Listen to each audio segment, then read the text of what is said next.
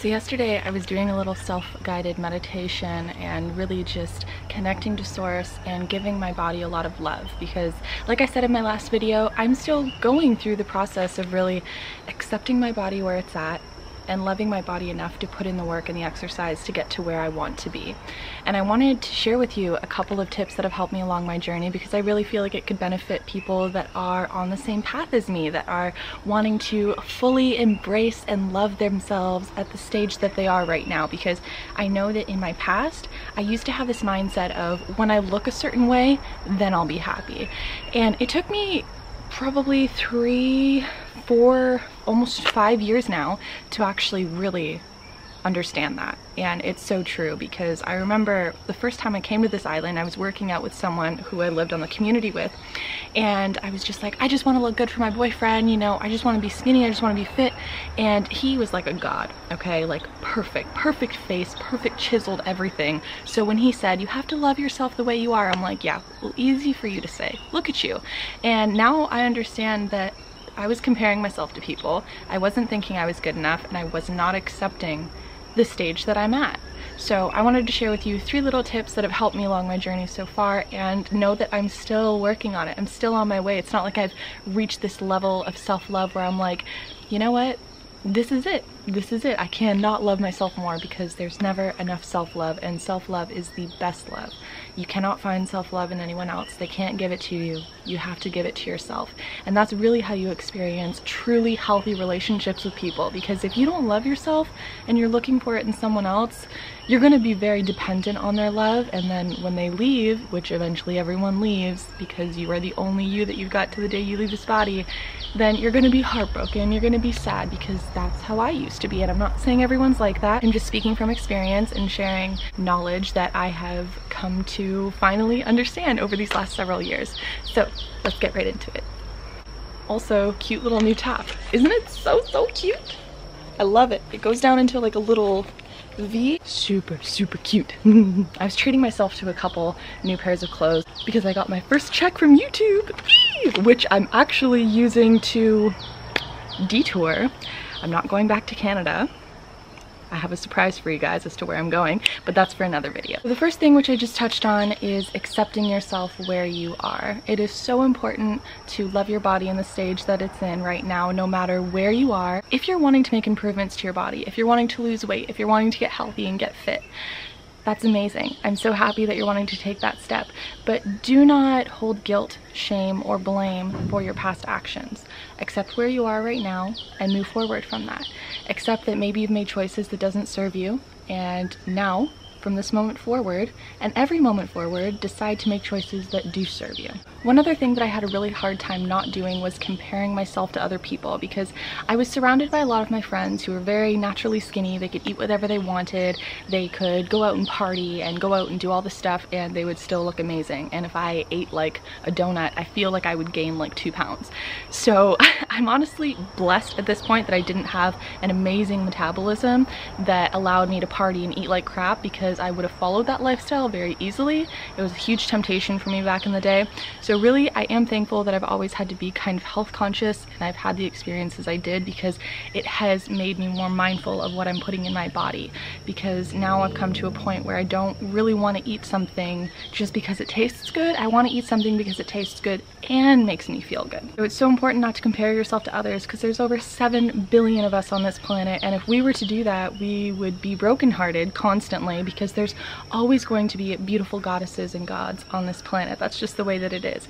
Instead of comparing yourself and being jealous, admire them and think, wow, they look so amazing. And I am so happy that they are so embodying self-love, because once you're putting that vibration out, instead of being jealous and keeping yourself in this little tight container of being like, oh, I'm not as good as them, they look so good, that's not serving you whatsoever. That's not causing you any happiness. That's not benefiting you in any which way. And it's not benefiting them, it's not benefiting the world.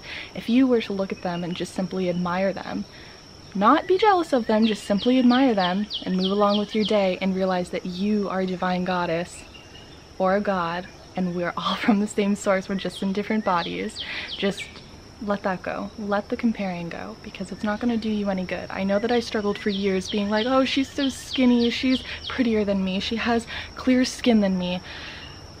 It's just this pit of misery, honestly. Like, ask yourself when you're comparing yourself to someone, is this serving me? That's the biggest question you should always ask yourself, is this serving me? Because 9 times out of 10, thoughts like that, comparing ourselves to others, not loving where we are right now, all these negative thoughts that come in, they're not serving us. Ask yourself, is this going to take me 1 step further or 3 steps backwards? And lastly, it is not accepting negative judgment from other people. Accept that people are going to judge you.